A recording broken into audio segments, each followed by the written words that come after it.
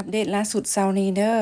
น้ำลดลงประมาณ2 เมตรกว่าเนาะแล้วก็น้ำก็เริ่มใสแล้วขอบใจเด้อสำหรับโมโคสำหรับ FC ที่ให้กำลังใจมาแพทอง2แพทอง1สาขา1สาขา2เฮาปลอดภัยเด้อขอบใจที่ทุกคนเป็นห่วงวันนี้ก็เลยมาอัปเดตสถานการณ์เนาะฟ้าหลังฝนก็เริ่มที่สดใสขึ้นมาแล้วทุกคน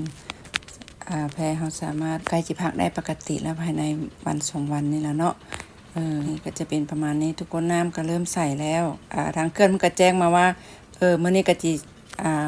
ปิดน้ำเป็นระยะเนาะบ่เกินมืออีกมือนึงต่อมือก็จะเป็นปกติทุกอย่างเลยนะทุกคนเนาะจะเป็นประมาณนี้เด้อคันแพเฮายังแน่นหนาถาวรยังแข็งแรงยังปลอดภัยคือเก่าเด้อทุกคนเด้อเพราะว่าน้ำจุดนี้มันมาแรงพายุฝ